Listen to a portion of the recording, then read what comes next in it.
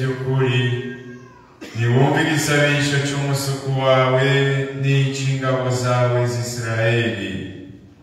Kw'izina rya Data n'irya Mwana n'irya Mutima Mweranda. Horana Umukama.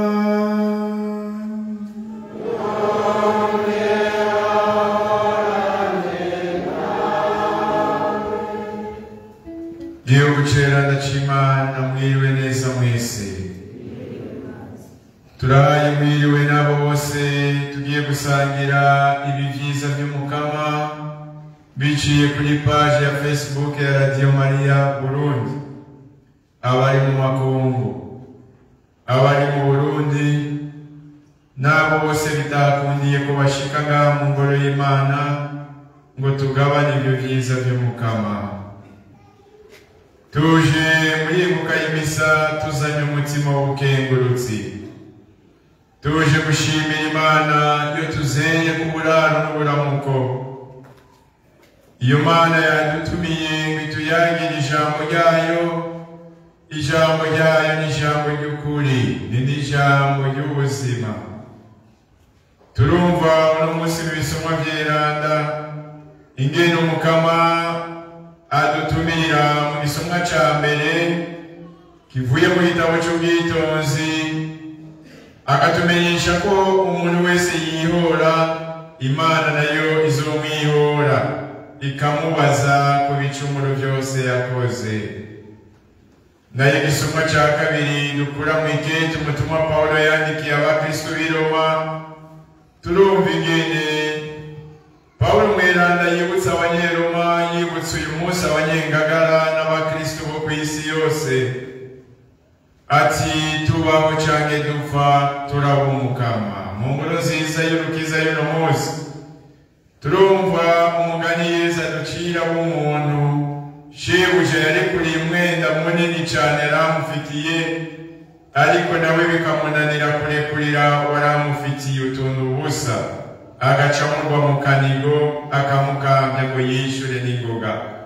Yesu akaza gusozera uwo mugani agira ati uko niko na so wanyu wo mwijuru azobagira nimutarekurira abandi bimwe bivuye ku mutima. Tugatumirirwa rero kuba abanyakigongo, kurekurira abatugiriye nabi. Si cyoroshe. Hari igihe tubivuga tukarekurira abandi ku muntu ariko ku mutima tutabarekuriye. Duheraho nyene dusaba ikigongo.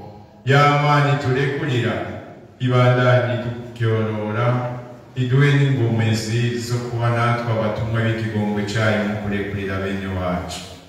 Dusaba ikigongo.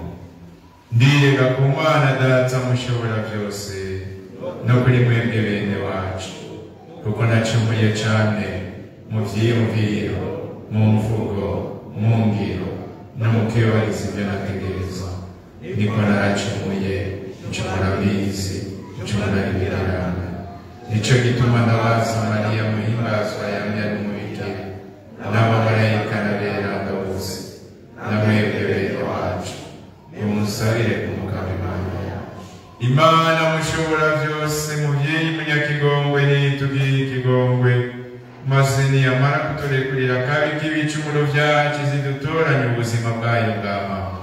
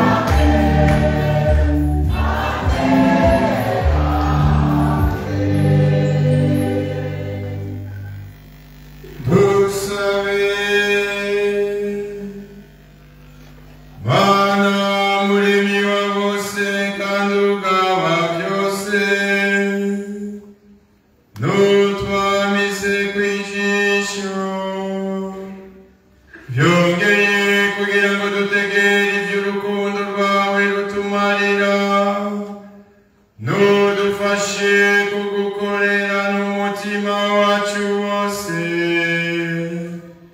tubisabishije Yesu Kristo umwana wawe akaba n'umukama wacu, w'Imana musangiye ubuzima n'ingoma, hamwe na mutima mweranda, no mu myaka yose.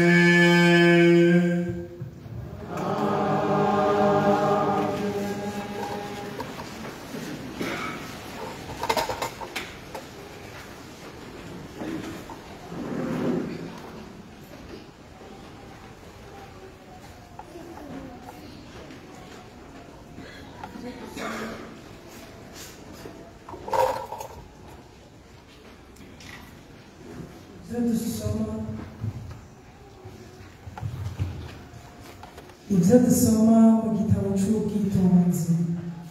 Ayandi mashano abacumuzi bakora inzigo n'ishavu, uwihora umukama nawe azomwihora, amubaze ku bicumuro byose yakoze. Rekurira umugenzi wawe akabi yakugiriye, kugira ngo nawe niwasaba uzoronke ikigongo cy'ibicumuro byawe. Umuntu yama afitiye inzigo mugenzi we, mbe yosaba ate umukama ngo amukize? Ko umuntu nkawe nta kigongo agira, none yosaba ate ngo arekurirwe ibicumuro byiwe? Ko atibuka ko ari ikiremwa gusa akagira inzigo, ninde yomugira imbabazi ku bicumuro byiwe? Urame wibuka amaherezo yawe, uheze wirinde urwango, uribuka kuzopfa ukabura, uheze witwararike amategeko y'Imana. Uribuka amabwirizwa y'umukama, ureke kugirira akajya mugenzi wawe. Uribuka isezerano ry'umushobora byose, uheze wirengagize igitutsi. Iri ni ijambo ry'Imana.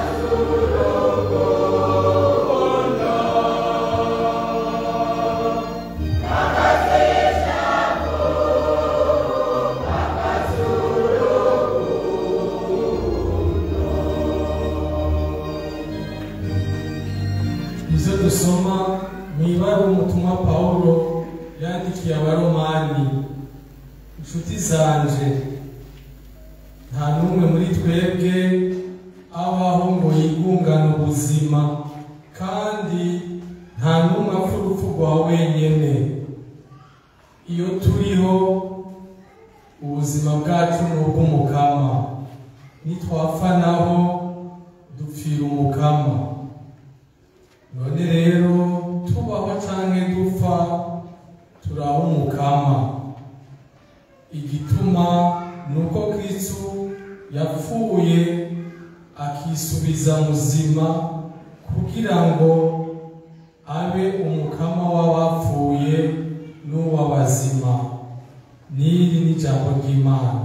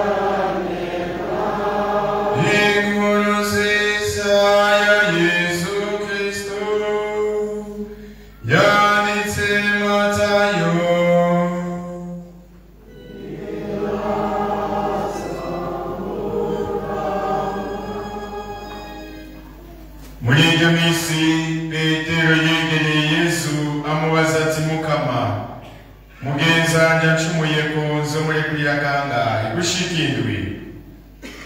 Yesu nawe ati: simubwiye gushika indwi, ariko kugeza kuri 70 ku ndwi. Nico gituma ubwami bw'ijuru busa n'umwami yagomba kwishyuza abasuku biwe, ngo abagitangura bamuzanira uwaramweraniye amatalenti 10,000. Nyamusuku ngo buri co yishura, shebuja ategeka ko bamucuruza we n'umugore n'abana. Bene utwatunze twose abe yishyuye rero ibyaheranye. Nyamusuku yikubita imbere yiwe aramutakambira ati: Mukama, nenyenyera zo kwishura ibyawe byose. Shebuja rero biramutera ikigongwe, aramurekura amuhebera n'umwenda yari amufitiye. Uno musuku ngo ave hano, ahura n'umwe mu bagenzi be amufitiye amadenari 100. Aca mugwa mu kanigo aramukambya ati: ishuri ivy'umberaniye. Uno nawe aca aramupfukamira aramutakambira ati: ntenyenyera zo kwishura. Uwundi nawe aranga mbere acaja kumushirisha mu ngoyi umwanya atarishura umwenda yariye. bagenzi be ngo babibone birababaza cane, baca baja kwiganira shebuja ibyabaye.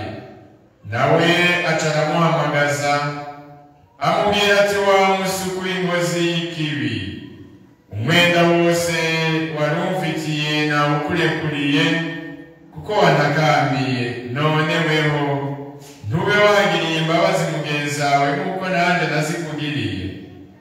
N'ishavu n'akantu shebuja amurekurira ko abantu biwe baramuhoragura umwanya atarishura umwenda wiwe wose.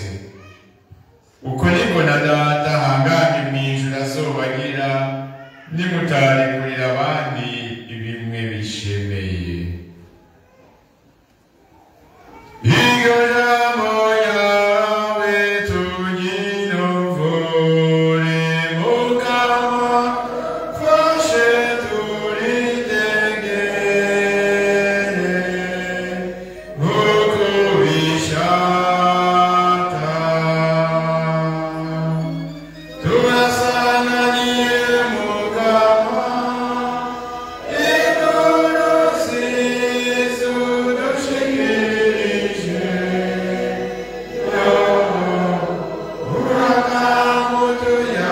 urakamutuyagira.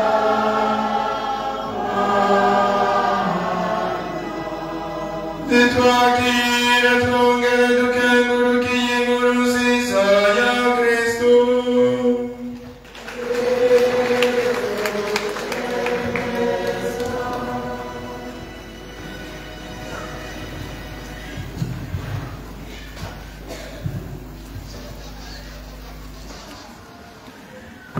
Gihugu cyera cy'Imana, tuzirikane gato ibi bisomwa by'Iranda Ecclesia mawe wacu yaduteguriye kuri uyu munsi w'Imana w'Idominika igira 24 yo mu mwaka wa liturujia A. Ariko imbere yo kuduga ku muriri w'ibi bisomwa by'Iranda, dutume ko mwarimu mukuru yigisha ijambo akigisha neza. Mwarimu mukuru nawe atanga ubwenge bwo gutahura ijambo, agatanga no gukomeza uko kurigendera n'umutima mw'Iranda w'Imana. Tumwambaze atuje imbere atuyobore mu muzirikano w'ino mfungurwa ry'ijambo ry'Imana. Ingoma n'umutima mw'Iranda, ingoma uzuza imitima y'abakwemera, gira ku rukundo bagufitiye, rwomera muri bo n'umuriro wawe.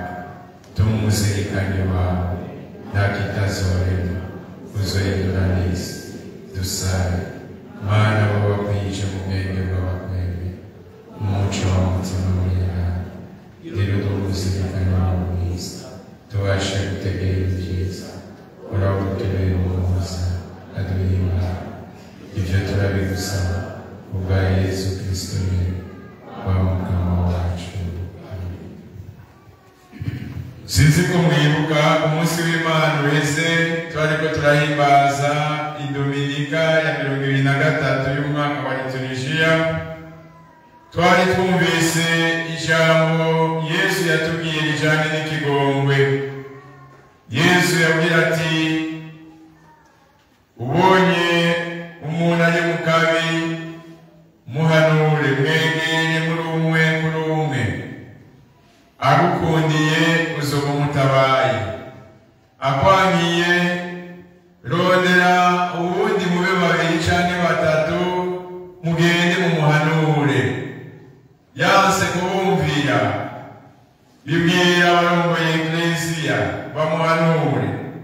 Yanse kubumvira, uyo muntu muheze mumufate nk'umupagani.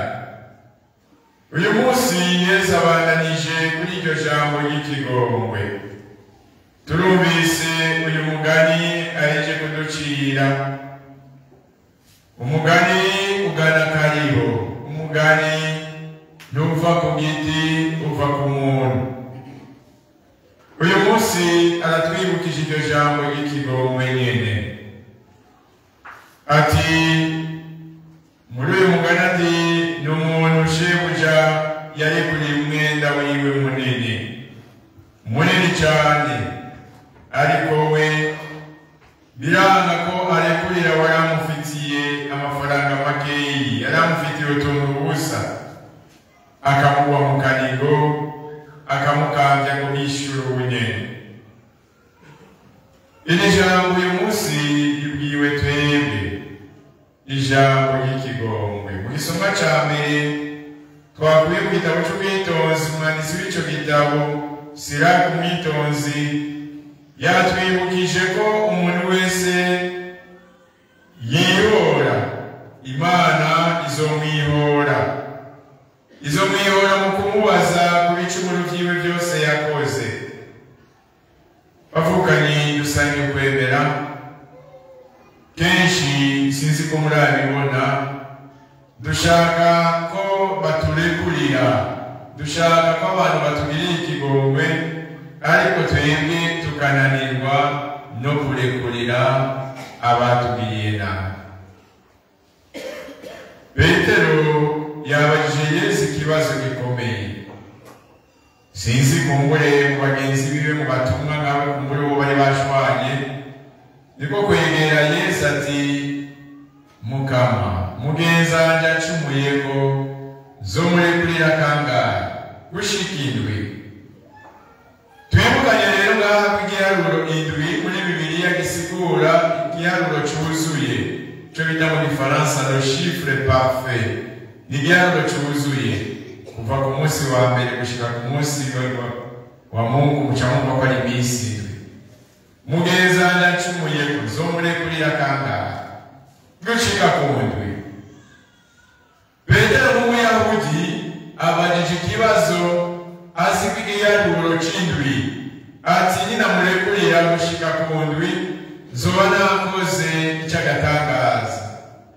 Yesu amubwiye ati, simubwiye gushika ku ndwi, ariko kugeza kuri 70 ku ndwi, ni ukuvuga umwanya wose agucumuyeko utegerezwa kumurekurira, uratumiriwe kumurekurira. Umurundi akubwira kabiri, Murundi narenza kabiri, bigitiringura mu jisho kabiri. Mwumve namwe ingene ishari n'inzigo vyaritse mu mitima yacu. Mwumve ingene twabaye abashenzi tuba abapagani. Kabiri, ubundi yagejeje ku ndwi. Siko ngene mundaba, twebwe ni kabiri, twebwe ni turenza. Birababaje rero, niyo murekuriye asubiye ucuvuga ngo iki? Urasubiye. Urumva niba wamurekuriye ibyo ku munwa, kuko yaba wamurekuriye mu kuri, ndomubwiye ngo urasubiye, urumva uravyibutse, urasubiye.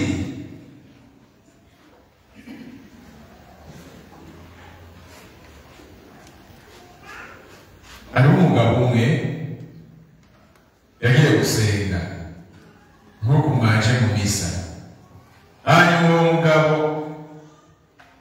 ariko arasenga agira ave mu misa, imisi isohotse agira aveyo, kuko ari abakirisi iyo baje gusenga, patiri ataranaheza guhezagira uwo wamaze kugera hariya ariko ariyumvira akabari. Uwo mugabo rero wewe yari afise akamenyero keza, imisi iheze ntiyihuta kuca agenda, yaca asigara mu isengero asenga ashimira Imana, aguma mu misa. Abandi batashe imisa yaheze, agumye mu isengero.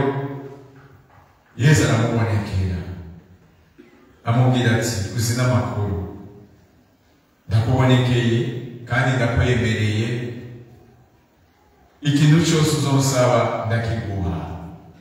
Wa mugabo araryoherwa, yumvise ko yabonye ko Yesu amubonekeye kandi amwemereye kuzomuha icyo amusabye cyose, tangura kwiyumvira ibyo aza kumusaba. Mugabo Yesu aca aramubwira, tumvikane ariko icyo uza kumusaba cyose ndakiguha.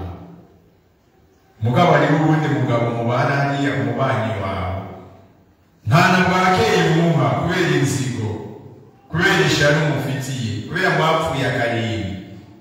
Tumvikane rero, ibyo nza kuguha byose usaba, kubera ko utaramutsa mugenzi wawe umufitiye akayigo, nzoca ndamugwiza na kabiri. Iyo wansaba inka 10, ngwica ndamuha 20. Niyo wasaba amatongo 30, nca ndamuha 60. wa mugabo aramwumvira none gabasha umuntu ntana bwake yaca ndusha ati Mukama ndagusabye numenye ijisho rimwe numenye jewe ijisho rimwe ujye cumugirira kabiri sije ndamwaye urumva iyo nzigo icyo gisabisha Yesu ntiyacumvise kuko Yesu ntiyaje gutikiza yaje gukiza ngo numenye ijisho rimwe ko wari wanyemereye ko ucugira kabiri ucumena yose mwikete y'umutumwa Yakobo ni wagira ati murasenga ntimuronke kuko musaba nabi. Ico gisabisho mwene ico ni gisabisho kibi yasenze nabi kandi ntiyumviwe. Igihe cyose tuje gusenga dufise ishari dufise inzigo mu mitima yacu ndabarariye dutaha uko twaje. Nta muntu aza gusenga afitiye ishari mugenzi we afitiye inzigo. Nico gituma igihe twaje muri ibuka y'iminsi ijambo ry'uyu munsi reka dutumirira kurekurira abatugiriye nabi. N'ingabirano dutegerezwa gusaba Umukama muri ibuka y'iminsi.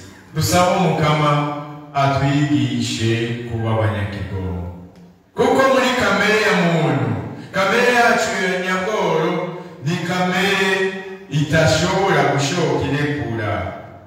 Iyo umuntu yamukoreye ikibi ucukubita urutoki atahava nanje ngereza kumusubiza. Siko mumwe muramubwira, siko turatubwira uvuga ngo nanjye ndamusubiza ngo ndamusubije ngo ahava Shetani gakigufura umutima ukarondera ingene nawe umwihora. Ya migani ya kera y'igipagani ngo ukugiriye uku ngo ntumugirire uku ngo akwitiki muca muvyumva nawe. Niyo migani y'igishenzi y'igipagani bamwe tukigenderamo.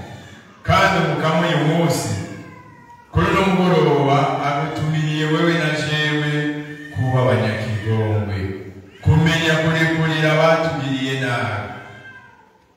N'ingabirano nariko ndabivuga duhamagariwe twese gusaba Umukama muri ibuka y'imisi. Kandi akarere ko kuba abanyakigongwe nta handi kava atari kuri Data, nta handi kava atari kuri Dawe wo mw'ijuru. Kunya turatuvuga kandi mu kanya turaza kubisubiramo muri cya gisabisho cy'abana b'Imana tuti uturekurire ibicumuro byacu nk'uko natwe turekurira abatugiriye nabi. Ntimube nk'uwo mweranda, sinzi umweranda ngo iminsi yose ariko arasenga ageze ariko aravuga igisabisho cy'aba twese ageze kuri ako kajambo uturekurire ibicumuro byacu nk'uko natwe turekurira abatugiriye nabi ngo yacanuma akahasimba akajavuga ntuduteranye ibitosha nabi nyamara dukiza kabi. Amen. Ageze aho turekurire ibicumuro byacu yacanuma. Kandi umuntu yasuzumye uwo mweranda uwo mukirisi umweranda yahakuye ab'umweranda nuko yagira ati sishobora kuvuga ngo turekurire ibicumuro byacu nanje ntarekuriye abandi. No kuvuga ntiyari bwarekurire uwundi. Akagira ati noba niyorobetse noba mbesha Imana mu gihe mvuze nti uturekurire ibicumuro byacu nk'uko natwe turekurira abatugiriye nabi nanje nigeze ndekurira uwangiriye nabi.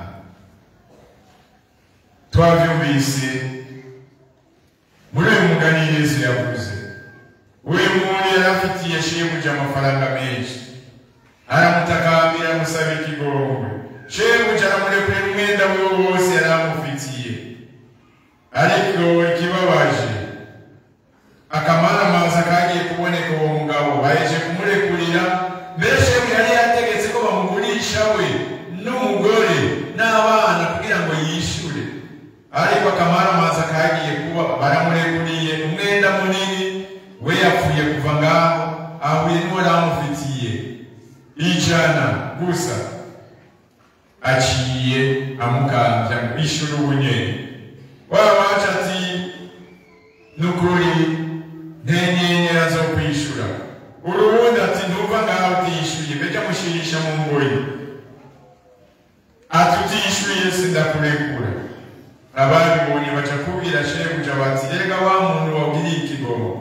yanse kwigana, yanse kurekurira uwayamufitiye tukeke.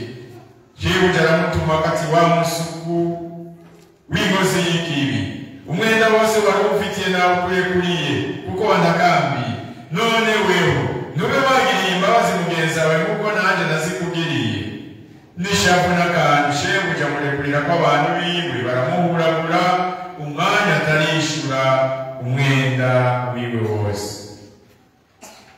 Abarundi bati kibwirwa n'icyumva, icerekwa n'ikibona. Bakristo bangagara tubariwe twumve kuba abanyakigongo. Bakristo ku isi yose muriko muradukurikirana biciye kuri page ya Facebook ya Radio Maria, tubariwe twumve igihe cyose twanse kurekurira abandi, tumenye yuko natwe tutarekurirwa. Uturekurira ibicumuro byacu nk'uko natwe turekurira abatugiriye nabi.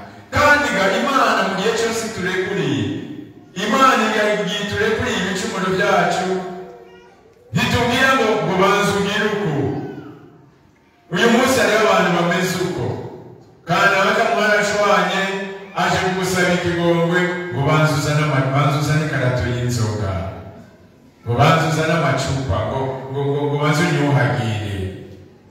Ukamengwa musiterere yiyuhagira umuntu yiyuhagirwa n'ikigongwe ahawe. Umuntu yiyuhagirwa n'ikigongwe ahaye ubundi, si inzoga zuhagira umuntu. Urumva ngo yaramaramaje, ngo yaramwica agahinga, ngo batabanje kuzana inzoga, ngo sinzomurekurira. Imana iradusaba inzoga, Imana iratubwira ngo banza muzane inzoga tugiye gusaba ikigongwe. Ndiko ndababaza, murabona Imana idusaba ibyo idusaba? Idusaba kwemera akabi, ikadusaba guca bugufi no gusaba ikigongwe. Dusabe rero Umukama muri Luka y'imisa, twebwe Imana yateye iteka ryo kuza kuyininaza no kuyisenga. Naho bigoye kurekurira uwakugiriye nabi, naho bigoye kurekurira uwakwiciye, naho bigoye kurekurira uwabararaje, ariko aho nyine niwe Yesu agomba ko dushika, akavuga ati kunda abansi banyu musabire ababahama. Kandi akarorero nyako ko kuba abanyakigongwe nta handi tukabona. Umudeni wacu ni Yesu wenyine ku musaraba. Dawe barekuriye ntibazi icyo bakora. Mugera ku musaraba Yesu yariko yigirisha, mugera ku musaraba Yesu yariko arababara.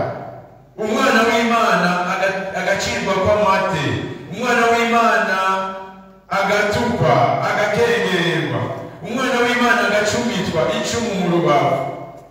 Mugera kwa kwigirisha yariko arababara mu bumuntu bwiwe, ariko akagira ati dawe barekurire ntibazi icyo bakora. Ese igisabisho cya Yesu natwe tukigira kwacu. Igihe cyose habaye abantu batugiriye nabi, hakubifuriza nabi, tukabasabira nyabo na guhinduka, tukabasabira ngo Yesu abahindure, tukabasabira kuva mu bugamba n'ububegito bw'ibicumuro. Simubwiye gushika indwi, ariko kugeza ku 70 no kuvuga aho hose azotakamba asaba ikigongwe, murekurire utarinze kumuharurira. Imana idufashe, Kristo adukundire, aduha umutima wamuranze wo kuba abanyakigongwe mu kurekurira abandi, nk'uko iyo Mana yaba iturekuriye natwe tuba abanyakigongwe mu kurekurira abatugiriye nabi. Imana idufashe muri iyo nzira yo kuba abanyakigongwe no gusubiza hamwe na bene wacu ubw'inkuka twaje guhereza. Imana ininahazwe muri Yesu Kristo umunyakigongwe. Amen.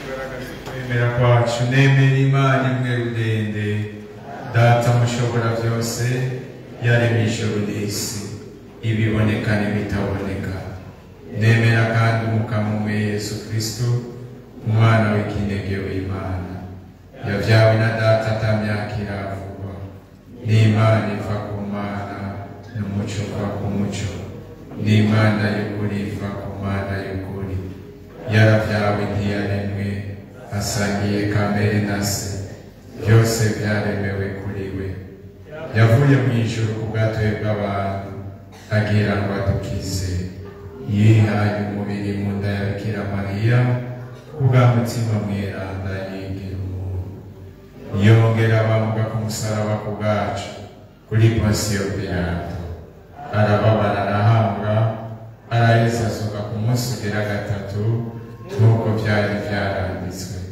hanyuma yurira mu ijuru yicara iburyo bwa se kandi azogarukana ubunyanahazwa aje gucira urubanza abazima n'abapfuye ingoma yiwe ntizoba igihera nemera kandi umutima mweranda umukama ari we soko ry'ubuzima akomoka kuri data na Mwana turamusenga kandi turamuninaza nk'uko tubibwira data na Mwana niwe yavugiye mu bahanuzi nemera kandi eklesiya imwe nyeranda katolika kandi ishingiye ku batumwa nemera kwibatisimu kuri ibicumuro na rimwe dore izuka ry'abapfuye n'ubuzima buzokurikira dusabe bakunzi b'Imana nimuze dushire hamwe twese tutakambira umukama atabaza abantu bose kuba abanyakigongo mu kurekuriranira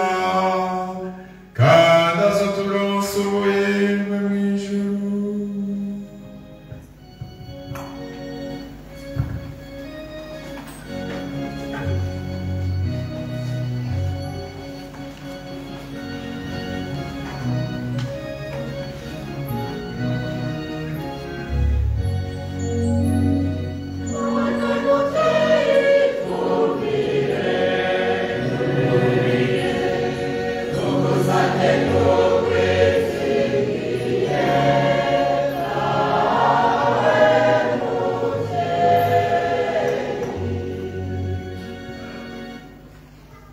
Dawa mweranda turasabiye ekleziya umwabo wacu uyishigikire komeza abayirongoye Papa Francisco abepiskopi abasaserdoti n'abadiakoni bahunde umutima wawe abayobore mu ibanga yabatoreye Mana nzima turabikuzamye.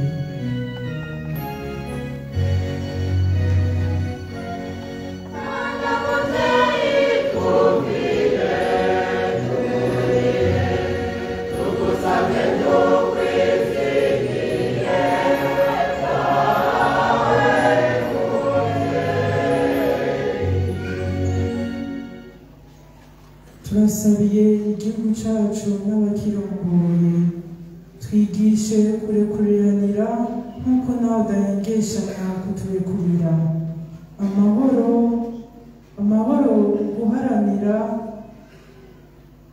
uguhariranira n'urukundo byiganze mu gihugu cyacu Mana nzima turabikuzamye.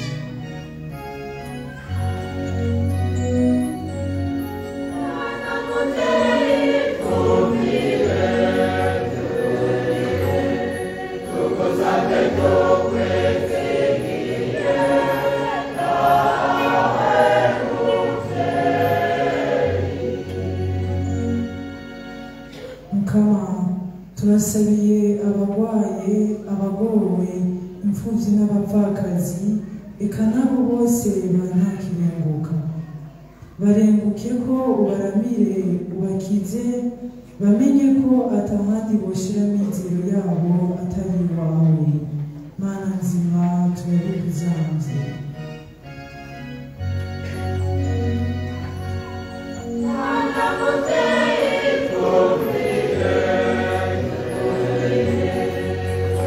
Thank you.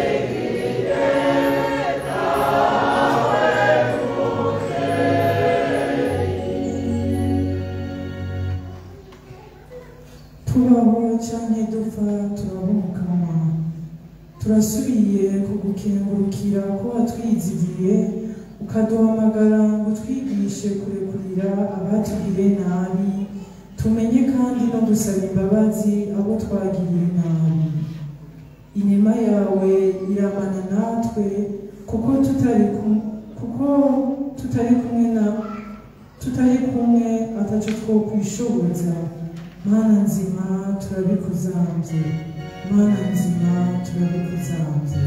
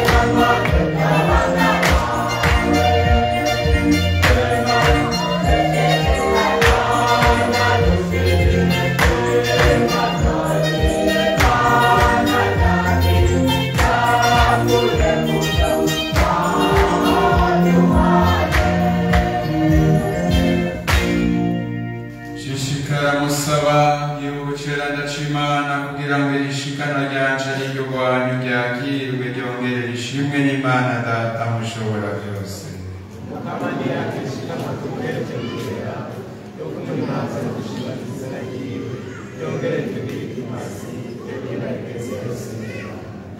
Mukama tega amatwi ibisabisho byacu wongere wakira n'ubundi ishikanwa ry'abasabyi bawe maze icyo umwe wese agutuye ngo ninazi izina ryawe kirongere ubukirira abandi bose tuyisabishije Yesu Kristo Mukama wacu.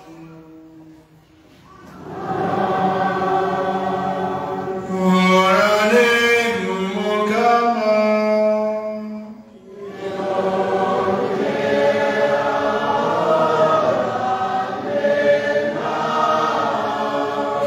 Hirurusu mutima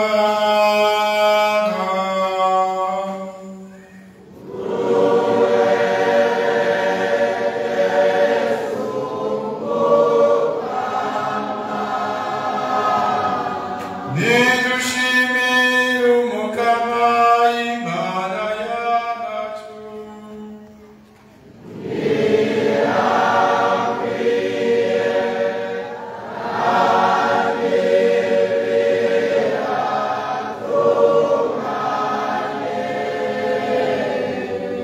Niko birakwiye kandi biratunganye ko twokuninaza tukagukengurukira iminsi yose na hose wowe Mukama muvyeyi mweranda Mana yama umushobora byose kubwa Yesu Kristo Mukama wacu. Mu kuvuka yarasubije itoto umuryango w'abantu, mu kubabara yarazimanganije ibicumuro byacu, mu kuzuka mu bapfuye yaraduciriye inzira y'ubuzima bw'amahoro. Mu kuduga hafi yawe dawe atwugurira ibirimba by'ijuru. Nico gituma twiyetse ku bamarayika no kuberanda bose dutera ibirimbo rwo kukuninaza kandi tukama tuvuga tuti mutagatifu mutagatifu mutagatifu Mukama Mana y'ingabo, ijuru n'isi bisanzwe n'ubuninazwa bwawe habwa impundu mw'ijuru arakaninaza uje kuba Mukama ahabwa impundu mw'ijuru. Mana nzima ni wewe ubweranda nyabwo, ni wewe ubweranda bwose bukomokako. Nico gituma tugusavye ngo ubike mutima mweranda tagatifu zirishikanwa rihinduke ritubere umubiri n'amaraso ya Yesu Kristo Mukama wacu. Igihe bagira bamufate agira ngo atangure kubabara kuko avyishakiye, yafashe umukate aragukengurukira arawumanyura awuhereza abigishwa biwe avuga ati akire murye mwese kino umubiri wanje uza gutangwa ku bwanyu.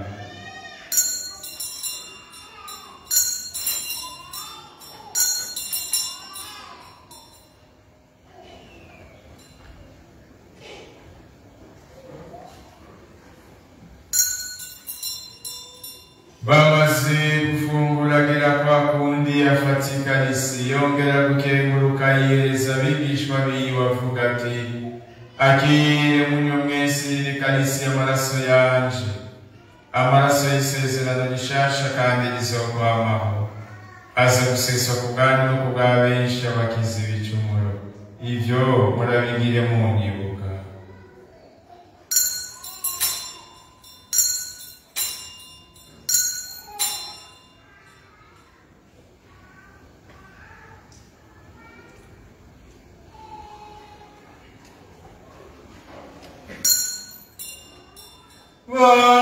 Mahari bagayukwe merana gatangaza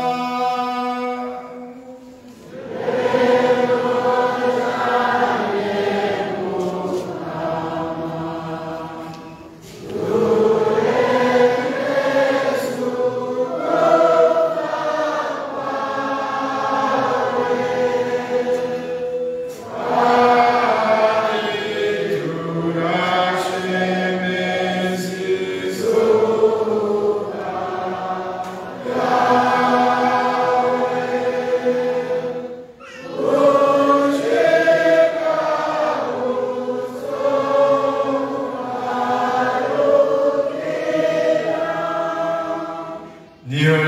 mukama twibuka gupfa no kuzuka k'umwana wawe tukaguhereza umukate w'ubuzima n'ikarisi y'ubukiriro tukanakenguruka ko waduteye iteka ryo kurenguka imbere yawe ngo tugushikanire inkuka turatakambye dushimitse ngo umutima mweranda dukoranirize hamwe aduhe umutima umwe ko dusangiye umubiri n'amaraso ya Kristo ibuka mukama ekleziya yawe ari ku isi yose uyuzuze mu rukundo ibuka umupapa wacu Francis umwepiskopi mukuru wacu Gervase n'abo bose bashinze umuryango w'abakristo Mana nzima niwakira ibisabisho igihugu cyawe umuntu wese ariko araguhereza kuri uno mugoroba turaguhereje abo bose bitakunze ko bashika mu ngoro yawe ntubahezagirira aho bari na cane cane ku buryo budasanzwe abakristo n'amagara utwibukire kandi bene wacu bamaze kurenguka bakwitavye bizigiye kuzuka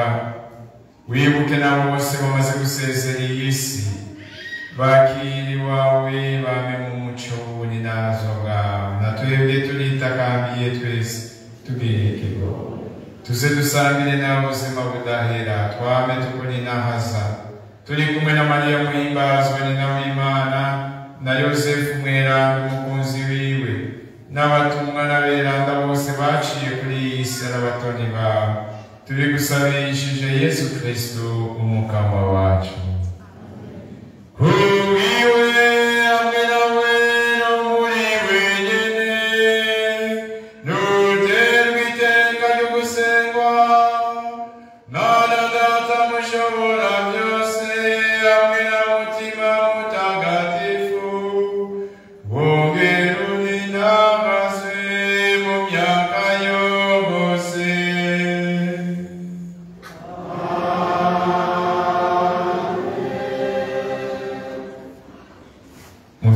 dusabe nk'uko twavyigishijwe n'umukama kandi akanabidutegereza tuvugire hamwe ca gisabisho c'abana b'Imana nihagera hamwe bavuga ngo turekuriye ibicumuro vyacu ntimuhasimbe muhavuge kandi mwemera ko mugiye kurekurira ababagiriye nabi muve hasi yabise umwanya wo gupfukama canke kwicara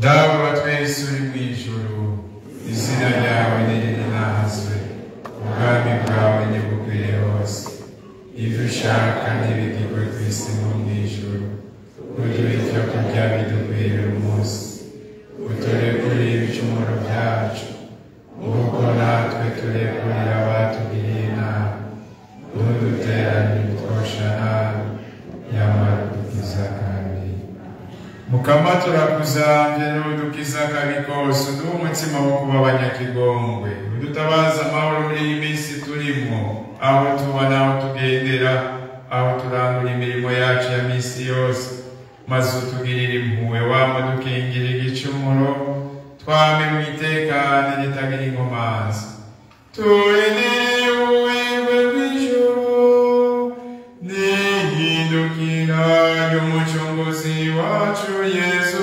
Kristo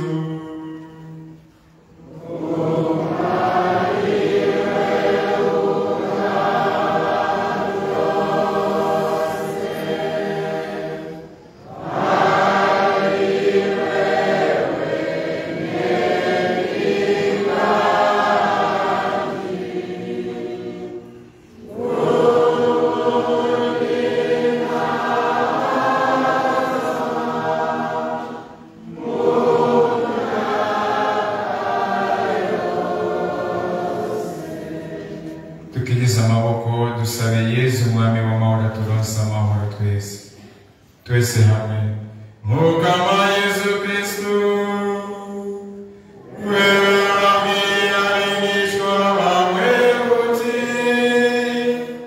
ndabasigaranye amahoro ndabahaye amahoro yanje urabe ibicumuro vyacu abanyabuntu kwemera kw'Eklezia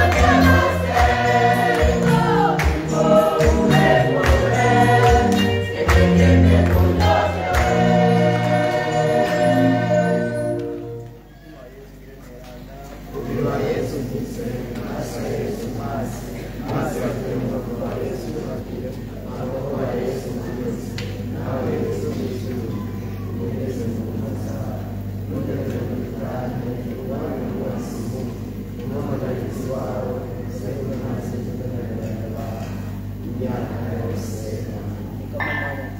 Washatse kurangiza abana bawe uherereza igihe ari umubiri wa Kristo. Werekana umwakitariye ukomoka kuri Imana kugira ngo data n'Umwana n'Umutima w'Imana. Turaha Kristo paruwasi Magara, turabwiruke ku ntambwe tugezeko mu mugambi wo kubaka ingoro yawe hano iwacu.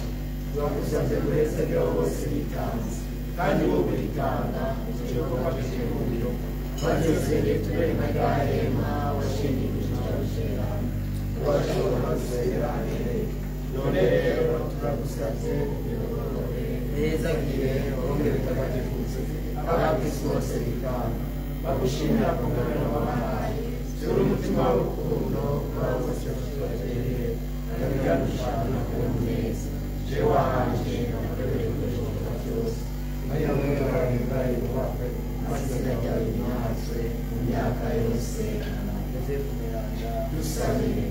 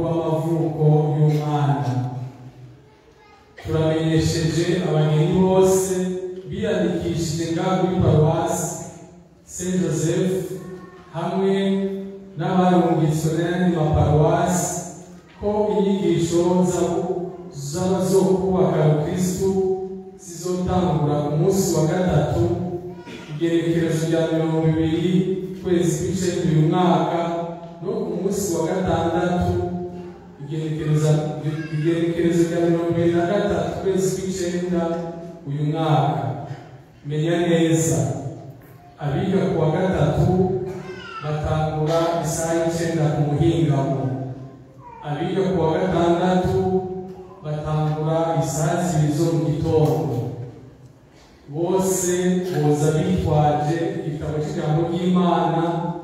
n'ikaye yo kwandikamo. Itangazo: Patiri mukuru wa paruwasi yitiriwe Yozefu Mweranda yo mu Ngagara aratumye ko abana bose biyandikishije ngo bitegurire amasakaramentu, ibatisimu, urusangi rwa mbere no gukomezwa muri Mutima Mweranda. Inyigisho zizotangura kuri uyu wa gatatu itariki 20 z'ukwicenda uyu mwaka.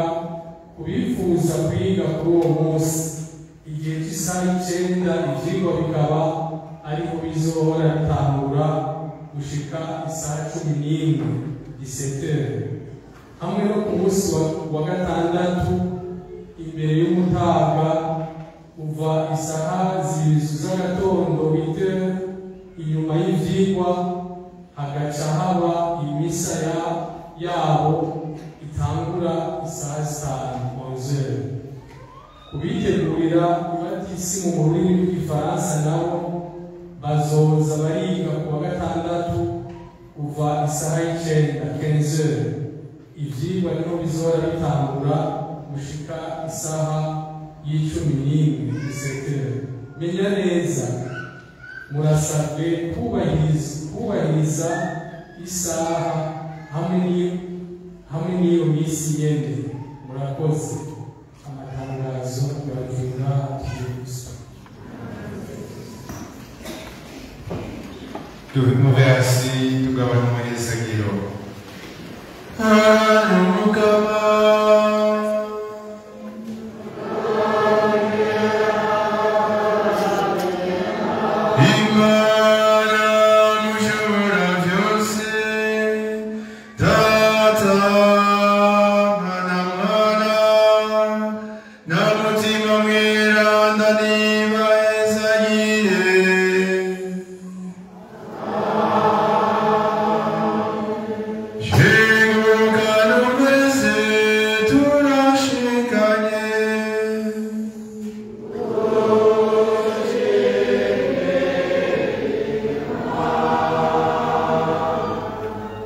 mujana amahoro y'Imana.